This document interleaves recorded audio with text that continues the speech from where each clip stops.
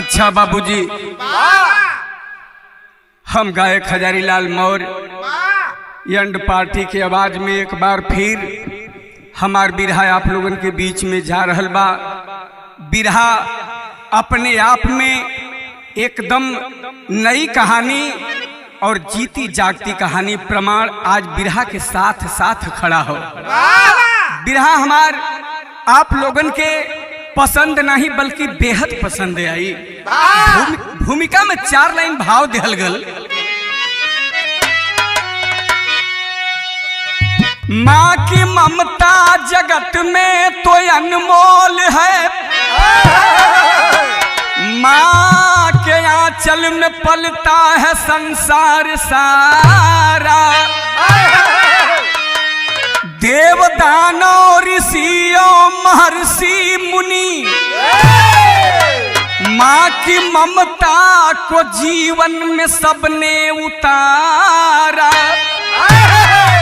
रूप तेरा धरा पे अनेकों है माँ, दीन दुखियों को तूने ही भव से उबारा। राम निवास काशी किनारे लगे, तेरी रहमत का मिल जाए जिसको सहारा।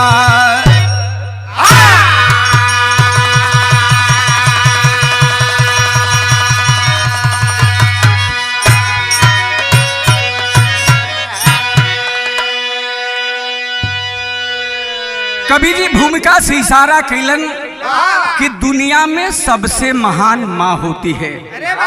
माँ के ममता में ही सब कुछ निहित होता है। माँ का आशीर्वाद अगर लग जाए तो बेटा राई से पर्वत हो सकता है, और कहीं ऐसा न हो जाए कि माई अगर चाह दे तो पर्वत से राई भी हो जाए।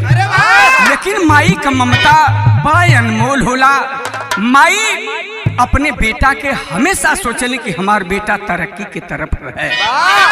कव्वाली का टुकड़ा लगल।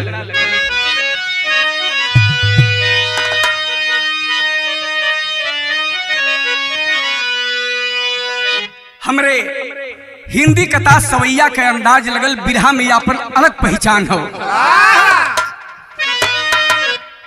कंगन बेच कटार मगावत, कंगन बेच कटार मगावत, और धार पे धार चढ़ावल जाला। और पीछे हटे कन बात रण खेत में गोड़ बढ़ावल जाला। कव्वाली का टुकड़ा लगल कबीर जी।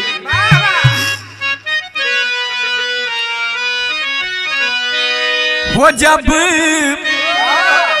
रात रही बा की कुछ, और जब रात रही बा की कुछ छुप जाई या जोरिया आ जई हा।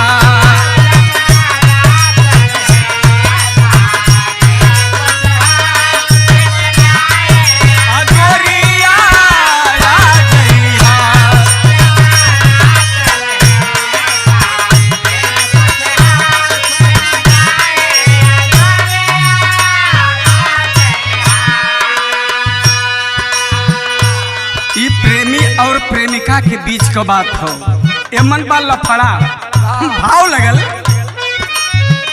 वो जब माई कितना दयावान होली। वो जब जब भगतों पे भीड़ पड़ी, जब भगतों पे भीड़ पड़ी, माँ कष्ट मिटाने आती हो।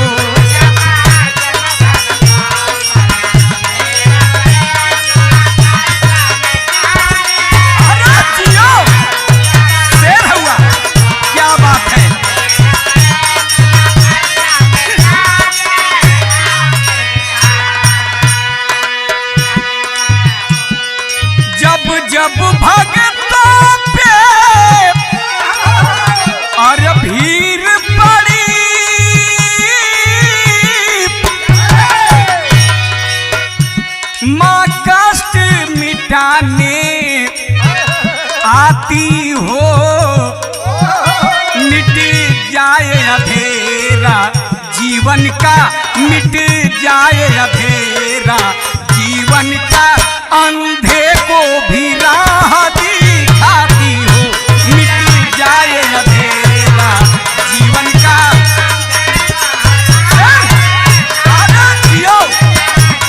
मुन्ना राजकुमार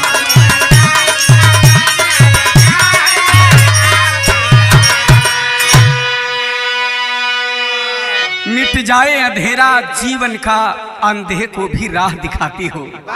माँ जो कोई रास्ता अगर भटक जाता है उसे सही रास्ते पर तू ले जाती है। माँ की ममता या परम्पार है। ए बाबू भक्त कहलन सैर कलाई लगल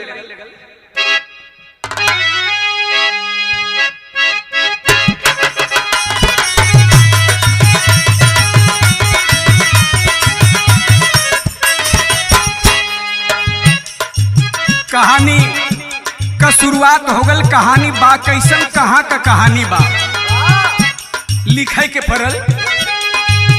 जिला सोनभद्र में घोरावल नगर नामी है जहाँ शिव द्वार में विराज भोले दानी है।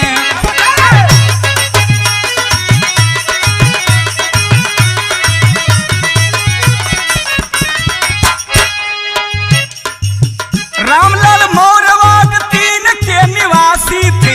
रामलाल मौर्यवाद 3 के निवासी थे।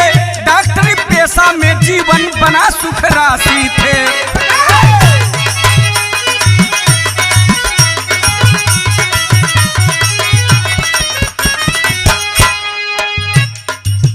पत्नी ममता संग जीवन बड़ा खुशहाल रहे। पत्नी ममता संग जीवन बड़ा खुशहाल रहे। बेटी सुनीता राजेश विभीषण 2 लाल रहे।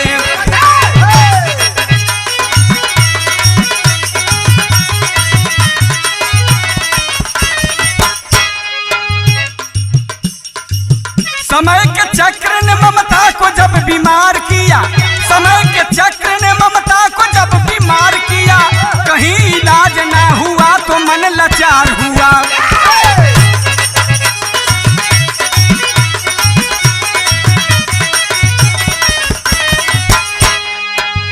बात के समझ ला बाबू। कहानी शिव द्वार सोनभद्र में आप लोग नाम सुने हो बा। शिव द्वार से पहले एक मार्केट बा बाजार बा घोरावल। घोरावल मार्केटवा से पश्चिम तरफ फुलवारी वाले रोड पर 1.5 किलोमीटर आगे वार्ड 3 कर रहे वाला रामलाल मौर्य रहले। रामलाल मौर्य के पत्नी का नाम ममता। ममता के गोद में 3 ठे संतान रहले। ए बाबू 3 संतान में एक लड़की रहल 2 लड़का। लड़की का नाम सुनीता, लड़का बड़ा लड़का का नाम राजेश और छोटा लड़का का नाम विभीषण बतावल गया। रामलाल डॉक्टर पेशे से डॉक्टर थे। रामलाल के पत्नी ममता का अचानक तबीयत खराब हो गई। और जब तक तबीयत खराब हो गई घनश्याम भैया डॉक्टर साहब अपने पेशे से डॉक्टर थे। घरे से अपन दवाई सुई शुरू कैले। इलाज चालू भयल लेकिन परिवर्तन जरा सा ना भयल। डॉक्टर साहब सोचे लगल अब का करी तो राउट्सगंज बनारस छान मरले। हर जगह का डॉक्टर जवाब दे दिले। लोग कहले कि डॉक्टर साहब कुछ दिखायदा हो सकला ऊपरी का नहीं हो सकला। ओझा वैद्य तमाम अइले गइले हार मान गइले। डॉक्टर साहब के जवाब मिल गए हर डॉक्टरी से। और डॉक्टर साहब एकदम बिल्कुल हताश और निराश हो गइले।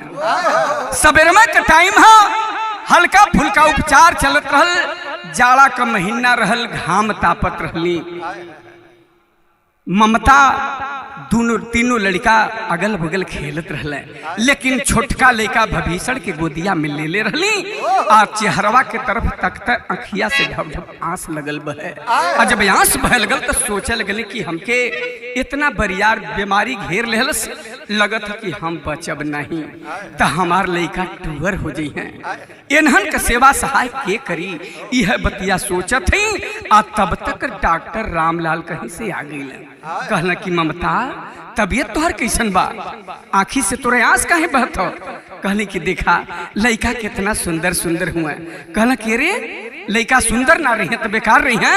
कहली हमरे कहे के मतलब तू नहीं समझला, हमके लगत है हमार हालत बिगड़ते जात है, हम बचब नहीं, ते लइकन का सेवा सत्कार की करी। रोई के ममता बतावे लगली। देखा हमरे कैसेट के गीत लग गई।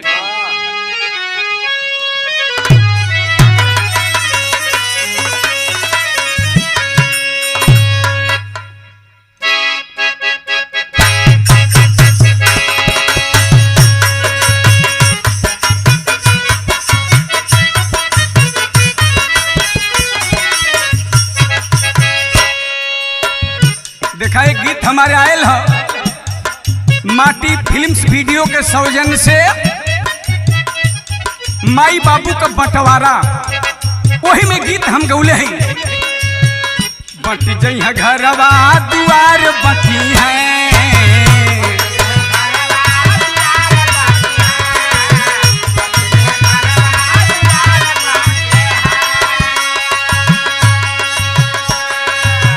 खेतवा कियारी परिवार बटी है,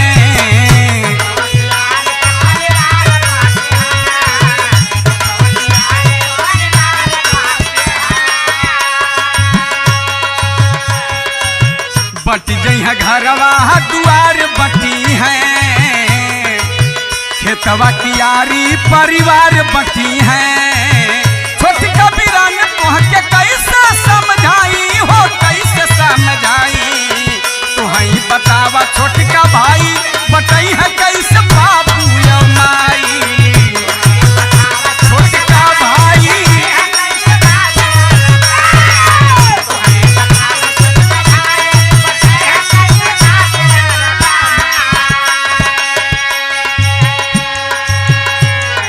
आंख में आंसू लेके ममता अपने पति रामलाल से कहले कि डॉक्टर साहब बड़ा सेवा कैला, बड़ा दवाई हमार कैला, लेकिन हमार किस्मत नहीं बा, लगत हम बचब नहीं। का कहली? डॉक्टर वैद परेशान भइले,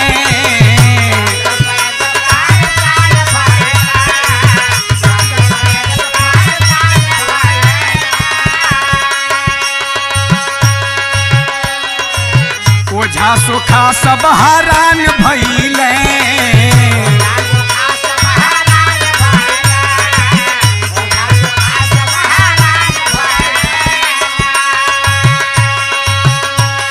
अरे स्वामी डॉक्टर वैद परेशान भइले, ओझा सुखा सब हरान भइले। लगन उपाय कहे ममता समझाई हो, ममता समझाई हमके बुझात बाय स्वामी सनेहिया के डोर टूट जाई, हमके बुझात बाय स्वामी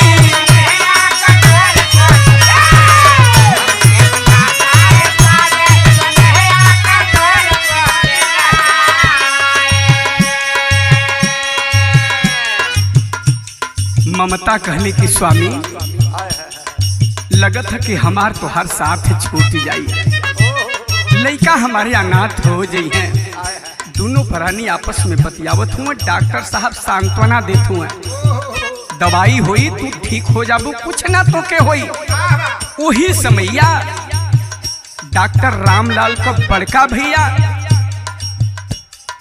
शंकर मदारी महाकाल मझली बहार से चल के वार्ड 3 में रामलाल के हाल चाल लेवल पहुंचल, देखल कहले कि रामलाल हताश मत होखा, निराश मत होखा, जहां से हर शक्ति रुक जाले, कौनो दरवाजा खुला नहीं रह जात, वहां कौनो न कौनो शक्ति महाशक्ति सामने आवेले और काम होला।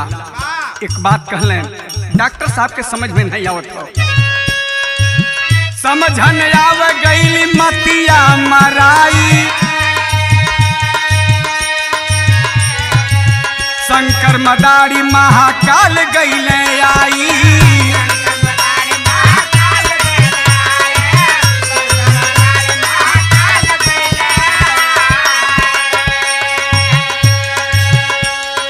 डॉक्टर रामलाल के समझ में कुछ न आवत हो, इनकर मती मराइल है।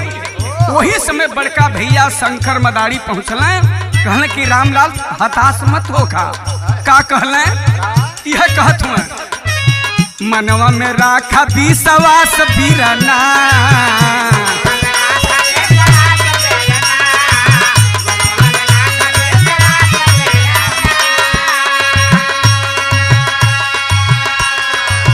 पूरा हो जाई कुल आस बीरना,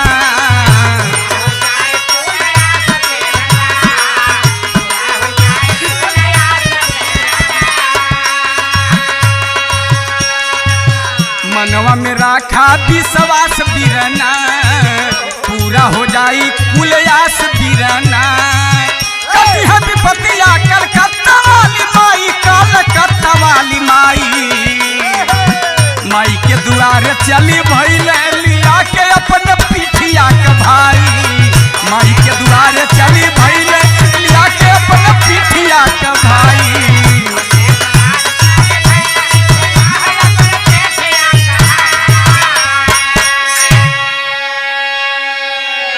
शंकर मदारी समझावे लगल कि रामलाल हताश मत होखा, चिंता मत करा, जहाँ से हर रास्ता रुक जाला वहाँ से कौनो न कौनो शक्ति तैयार हो जाले, घबरा मत। हमके लगत है कि कलकत्ता के काली माई के हम चलल जाई तो ममता सुरक्षित बच जी है, बढ़िया हो जी है, कौनो दिक्कत ना हुई, लेकिन चले के पड़ी वहाँ लियाई के।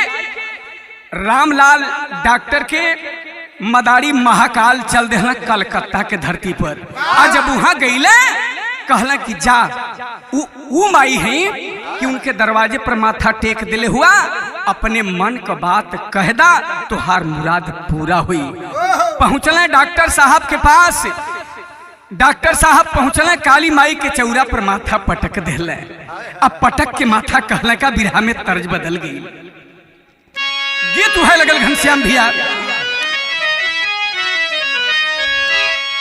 हमनी के छोड़ी के नगरियानु, अरे हमनी के छोड़ी के नगरियानु, कहवा गईलू ये माई।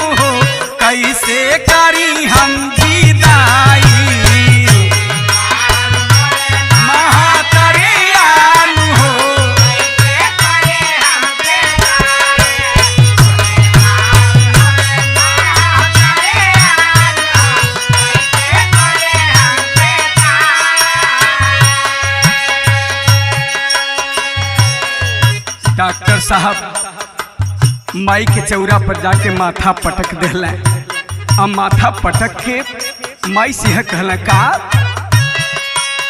दुआरा पे आइल बा भिखारियानु हो, भिखिया देई दाए माई, भिखारियानु हो।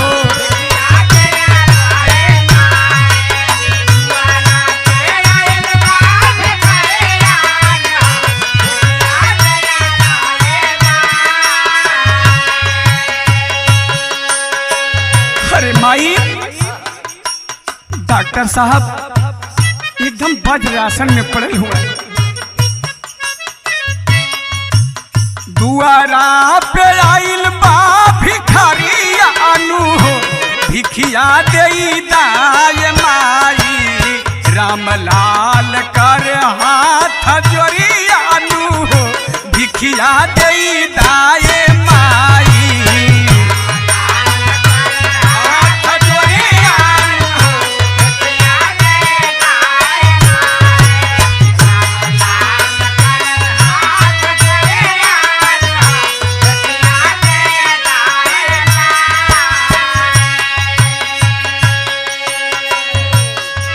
मांगत हो कि माई तोहरे दरवाजे पर भिखारी भीख मांगत हो, भिखिया में मंगले का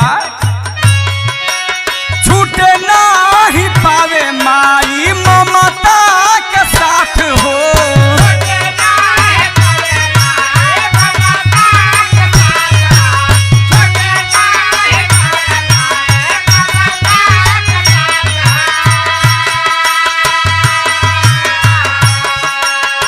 सगरी जवाब मिलल तोहरे बयास हो, जवाब मिलल तोहरे बयास हो।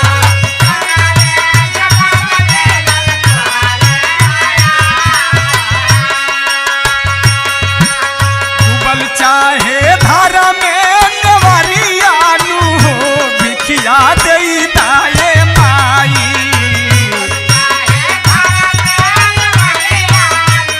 भिखिया देई दाए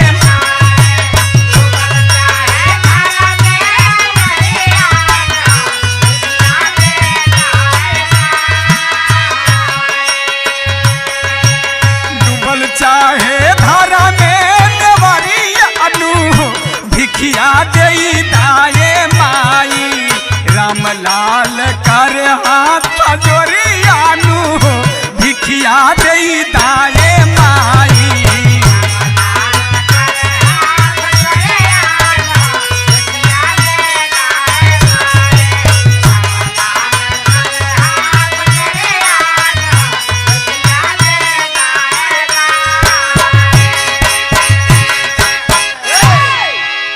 रामलाल हाथ जोड़ के चौरा पर गिरल हुए, माई हमार ममता से साथ न छूटे, माई ने मार बेटा या नाथ हो जी हैं। माई के माथा टेक के जो ही भरवा अले खा खाए के हंसलें। महाकाल शंकर मदारी कहला कि का रामलाल काम हो गल। तब टेरी के लाइन लगल,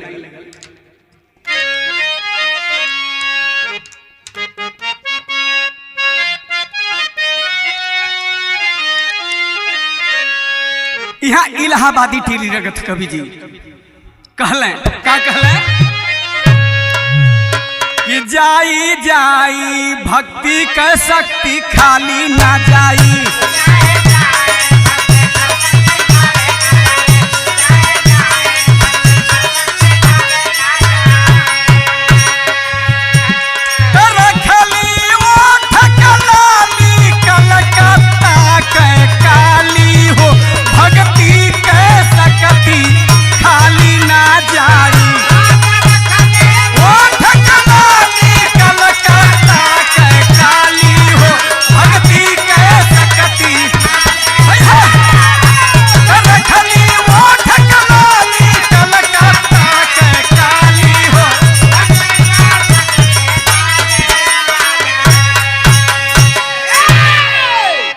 माई कलकत्ता का काली तोहरे ओठ का लाली रख ले ली।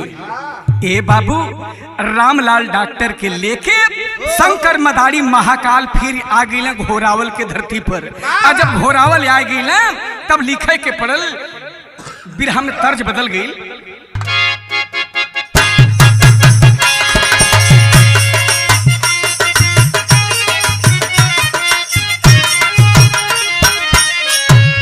अरे हमार पाई जे बना जहीरा जरादा,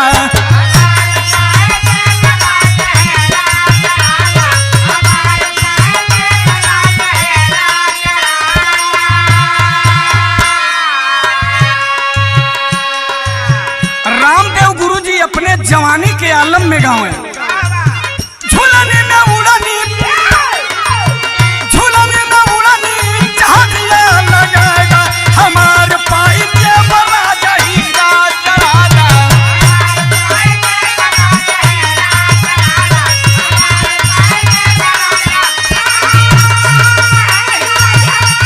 अरे जियो देख हुआ,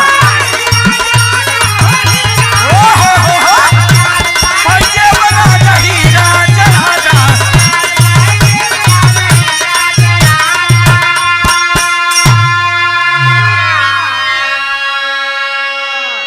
डॉक्टर रामलाल आए गई फिर घरेलू उपचार शुरू हो गल कवि जी। और जब घरेलू उपचार शुरू भल तब लिखही के पड़ल सजाय देहली हो मैया काली जिनगिया, सजाय देहली हो मैया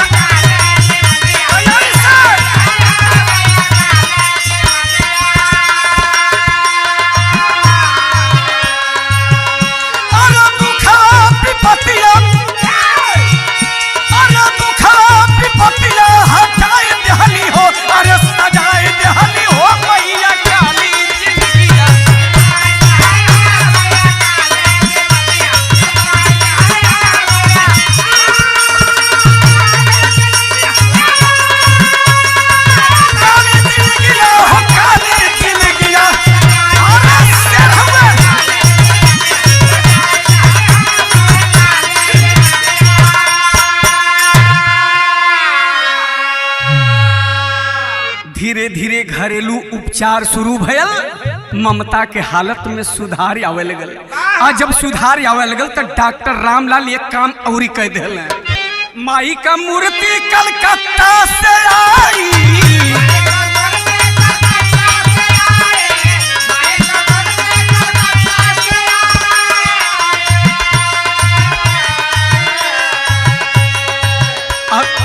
स्थापना रामलाल देहले करवाई,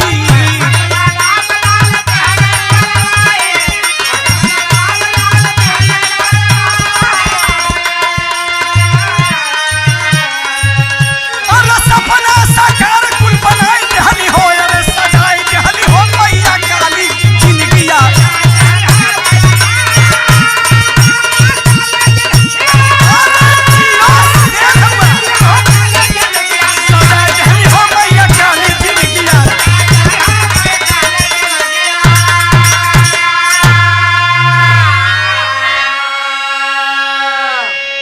एलोवेरा वगैरह चले लगल, जड़ी बूटी वाली दवाई चले लगल। अब माई का महिमा भयल तो आल्हा कलाई लग गई।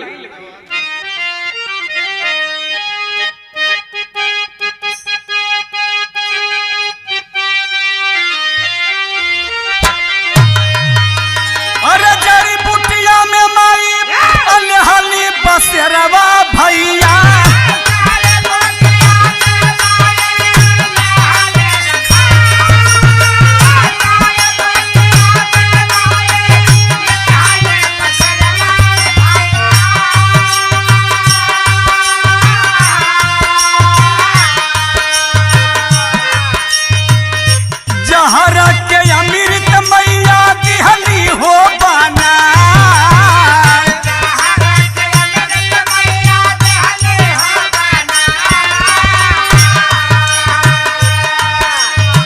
स्थापना करा दिले रामलाल डॉक्टर वार्ड 3 में। जड़ी बूटी में भी बसेरा माई का होगल, जौने माहुर माटी दिया है काम लगल कर। आज का नजारा का हो वार्ड 3 में, हर साल नवरात्र में लाग जहवा मेलवा भैया,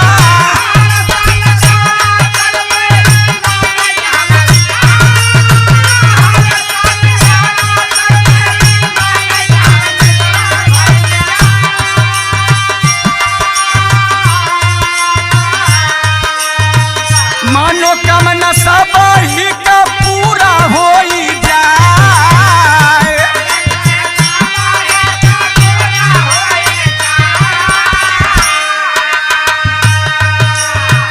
झूठ नर नारी सब दुखवा सुनावा भैया,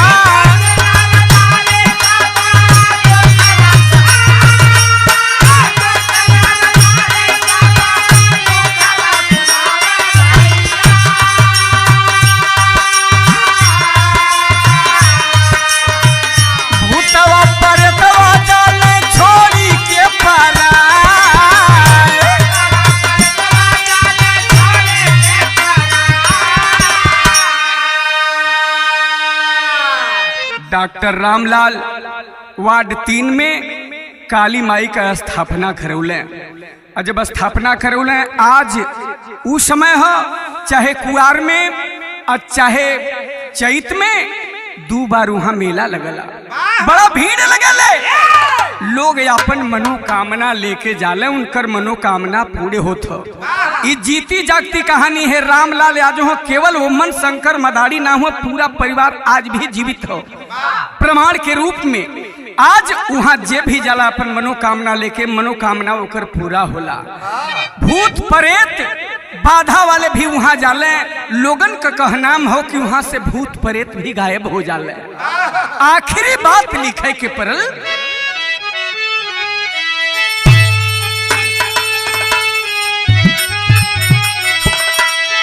अरे रामलाल का भगिया तब जगवली जानानी, अवार्ड 3 में असनवा लगवली जाना।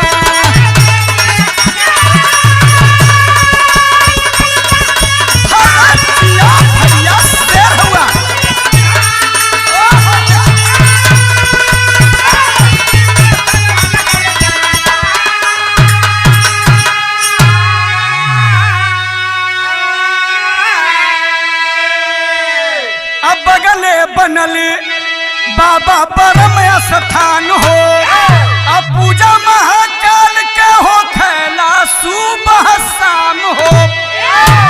अरे तो दुखियन का दुखवा मिटवली जानानी, तो वही भोरावल में असनवा लगवली जाना।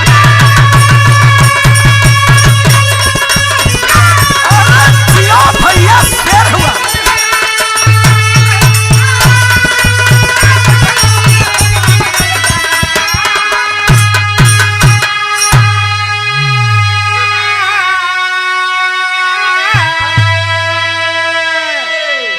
गुरु बिहारी दीप जले तब जगमग हुआ उजाला, राही राम निवास कलम से परशुराम भय।